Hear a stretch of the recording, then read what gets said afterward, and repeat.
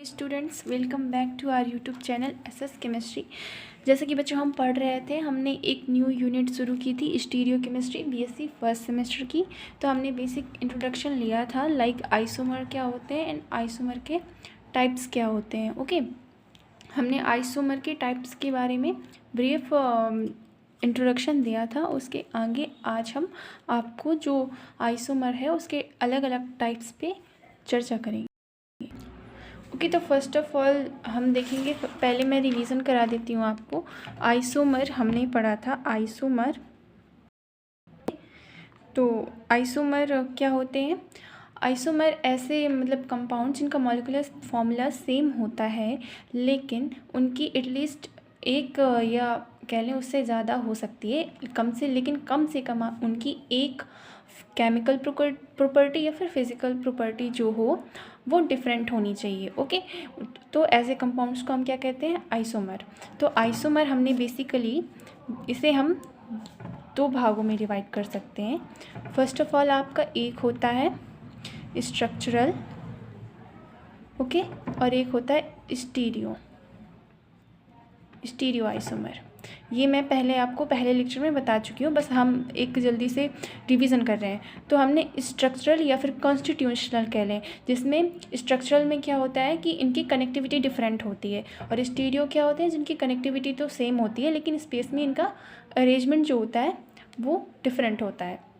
तो आज हम स्ट्रक्चरल या फिर कॉन्स्टिट्यूशनल आइसोमर के टाइप्स पढ़ने वाले हैं। ओके, तो पहला आपका टाइप है स्ट्रक्चरल आइसोमर का, चैन आइसोमर।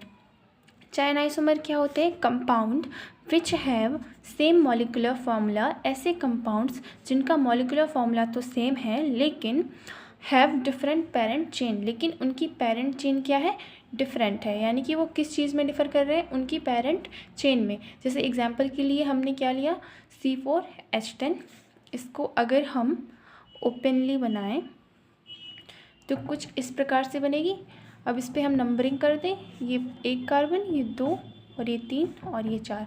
अब अगर हम इसकी जो पेरेंट चेन है इस पर डिफरेंस मतलब कुछ इस पर हम रीअरेंजमेंट कर सकते हैं, कुछ डिफरेंस कर सकते हैं, डेफिनेटली कर सकते हैं।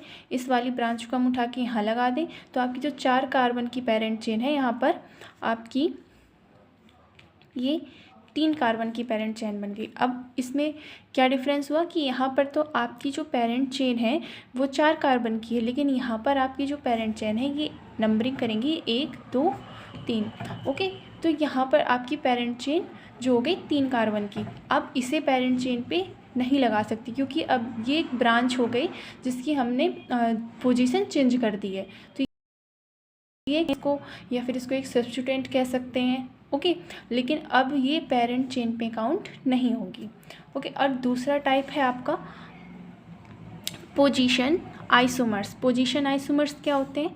सेम मॉलिक्यूलर फॉर्मूला, ऐसे जिनकी मॉलिक्यूलर फॉर्मूला तो सेम है but different position of branch और सब्स्टिट्यूएंट और फंक्शनल ग्रुप।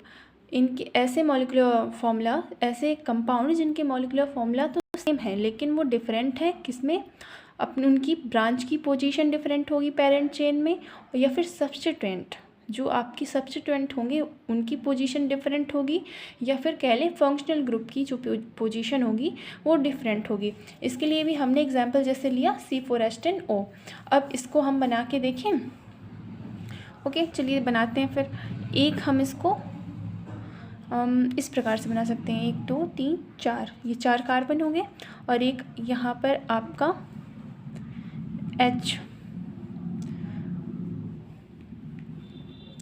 OH ग्रुप लग गया। OH ग्रुप एल्कोहलिक ग्रुप होता है ना। ओके, और एक हम इसको अगर इसकी ब्रांच में ये इस फंक्शनल ग्रुप को हम यहाँ पे लगा सकते हैं। ओके, अब अगर इसमें आप कंफ्यूज हो सकते हो कि लाइक ये इसी की तरह तो है लेकिन ये इसकी तरह बिल्कुल नहीं है। चैन आइसोमर में आप देखोगे कि चैन आइसोमर में आपकी जो पेरेंट चेन है वो डिफरेंट है। ओके, लेकिन इसमें क्या है, जो आपकी पेरेंट चेन है, आपका पोजीशन आइसोमर में पेरेंट चेन जो है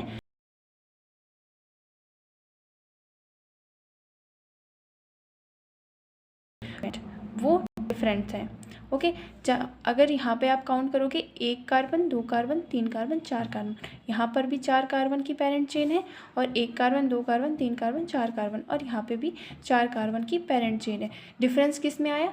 इस OH फंक्शनल ग्रुप की वजह से। यहाँ पर OH फंक्शनल ग्रुप यहाँ पर लगा हुआ है, और यहाँ पर आपका फंक्शनल ग्रुप जो है 1, 2, तीसरे कार्बन पर लगा हुआ है, और यहाँ पर जो है यहाँ पर अगर हम देखें तो यहाँ से काउंटिंग करेंगे, यहाँ से काउंटिंग करेंगे, मतलब हम काउंटिंग हमेशा वहाँ से करते हैं जहाँ से आपका कोई ग्रुप या ब्रांच कह लें पास पड़े। इस बात का विशेष ध्यान रखिएगा। हम काउंटिंग हमेशा IUPAC नाम में वहाँ से करते हैं जहाँ से आपकी ग्रुप या ब्रांच या फिर सब्स्टिट्यूएंट पास पड़े। तो यहाँ पर ये 1 पोजीशन पर लगा हुआ है, 1, 2, 3 और ये 4। यहाँ पर जो आपका OH ग्रुप है वो फर्स्ट कार्बन के साथ जुड़ा हुआ है, और यहाँ पर जो आपका OH कार्बन है वो सेकंड कार्बन के साथ जुड़ा हुआ है। पेरेंट चेन आपकी सेम है दोनों में, लेकिन जो आपका सब्स्टिट्यूएंट है या फंक्शनल ग्रुप है वो डिफरेंट पोजीशन पर है। लेकिन अगर हम चेन आइसोमर की बात करें, इसमें आपका पहले ही डिफरेंट है। यहाँ पर 4 कार्बन की पेरेंट चेन है, और यहाँ पर 3 कार्बन की पेरेंट चेन है। ओके, चलिए अब हम बात करते हैं मेटामेरिज्म। मेटामेरिज्म क्या होता है? That type of compound which have same molecular formula. ऐसे कंपाउंड जिनके मॉलिकुलर फॉर्मूला सेम है but different arrangement of atoms. But इसमें क्या है, एटम्स का अरेंजमेंट डिफरेंट है, या फिर कह लें ग्रुप्स का from either side of bridging functional group. यानी कि यहाँ पर आपके ऐसे फंक्शनल ग्रुप आएंगे जिनके दोनों साइड, इस तरफ भी और इस तरफ भी, दोनों तरफ आपके कह लें एल्किल ग्रुप या मतलब कोई और अदर सब्स्टिट्यूएंट आपके जुड़े हों।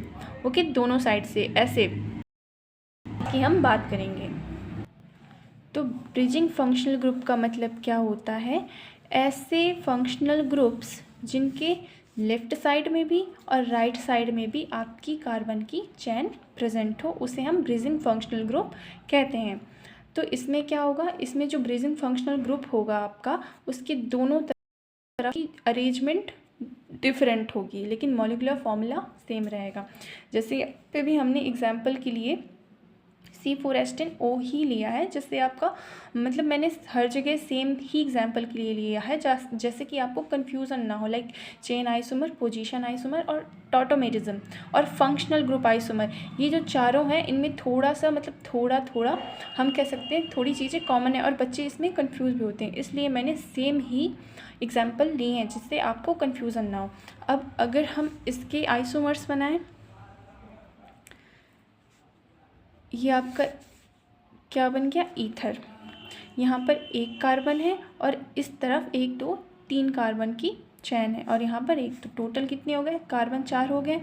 अब इसको हम किस तरह से बना सकते हैं? मान लीजिए हमने यहाँ पर 2 जोड़ दिए और यहाँ पर 1 ऐसे जोड़ दिया, और हम इसको बना सकते हैं सिमेट्री करके भी। सिमेट्री ईथर भी पढ़े होंगे आपने, सिमेट्री ईथर भी बना सकते हैं इससे। तो इस तरफ भी 2 कार्बन है और इस तरफ भी 2 कार्बन है, ये 1, 2, ओके, ये 1, 2। और यहाँ पर देखें तो इस तरफ आपकी ये 3 कार्बन है और यहाँ पर आपका 1 कार्बन है। यहाँ पर आपके 3 कार्बन है और इस तरफ आपका 1 कार्बन है। इस तरह से इसमें जो आपका ब्रिजिंग फंक्शनल ग्रुप है उसके दोनों साइड, लेफ़्ट और राइट साइड, आपके जो कार्बन एटम्स हैं या कार्बन एटम की अरेंजमेंट जो है वो डिफरेंट है। इस प्रकार से आपका मेटामेरिज्म होता है। और इसके लिए जैसे एग्जांपल के लिए मैं ब्रिजिंग फंक्शनल ग्रुप के एग्जांपल के लिए आपको कुछ ग्रुप्स बता दूं, जैसे कि आपका एक तो आपका ईथर ही हो गया, ओके, और दूसरा आपका NH भी हो सकता है। लाइक इसका भी अगर हम हाइड्रोजन हटा दें तो ये इस प्रकार से भी हो सकता है, और ये भी आपका एक प्रकार का ब्रिजिंग फंक्शनल ग्रुप हो सकता है। लाइक हो सकते हैं जैसे कार्बोक्सिलिक एसिड हो गया, एस्टर हो गया, एनहाइड्राइड हो गया कार्बोक्सिलिक एसिड का, ऐसे बहुत से ग्रुप्स होते हैं। ओके, अब हम बात करते हैं फंक्शनल आइसोमर की। फंक्शनल आइसोमर क्या होते हैं? Compound which have same molecular formula but have different functional group. इनका मॉलिक्यूलर फार्मूला डिफरेंट होगा बट इनके जो फंक्शनल ग्रुप होंगे वो डिफरेंट होंगे।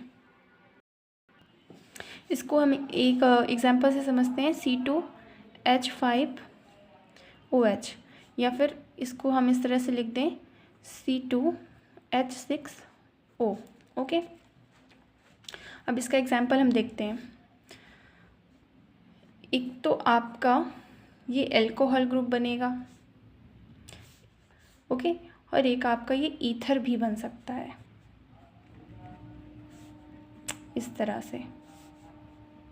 ओके, तो इस तरह से यहाँ पर आपका एल्कोहल ग्रुप है और यहाँ पर आपका ईथर ग्रुप है। तो हो गया ना फंक्शनल ग्रुप आपके डिफरेंट, लेकिन आपको मॉलिक्यूलर फार्मूला में कोई चेंज दिख रहा है? जितने कार्बन यहाँ है उतने ही कार्बन यहाँ पे भी हैं, जितने हाइड्रोजन यहाँ है उतने ही हाइड्रोजन इसमें भी हैं। तो कुछ और एग्जांपल ऐसे हो सकते हैं, जैसे आपका हम कार्बोक्सिलिक एसिड का अगर एक एग्जांपल ले लें कुछ इस प्रकार से, और फिर ये आपका यहाँ पर ये आपका कार्बोक्सिलिक एसिड है।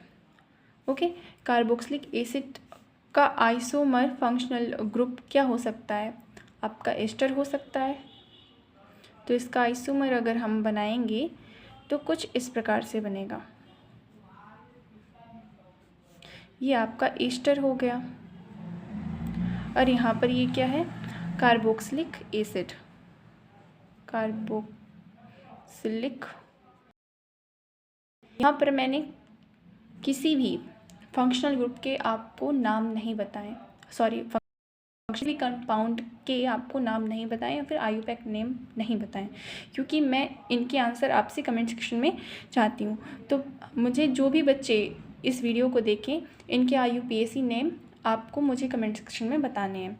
अगर नहीं बता पाओ मैं डेफिनेटली आपको नेक्स्ट वीडियो में बताऊँगी। ओके, तो आज के लिए बस इतना ही। आपके 2 प्रकार के आइसोमर बचते हैं, उसे हम नेक्स्ट वीडियो में कवर करेंगे। और अगर आपके लिए वीडियो हेल्पफुल है तो एटलीस्ट मुझे कमेंट करके ज़रूर बताएं, ताकि मैं आगे इस वीडियो सीरीज़ को आगे प्रोसीड कर सकूं। अदरवाइज़ अगर ये आपके लिए हेल्पफुल नहीं है तो मेरे लिए कोई मतलब नहीं इतनी मेहनत करने का। Okay, thank you for watching.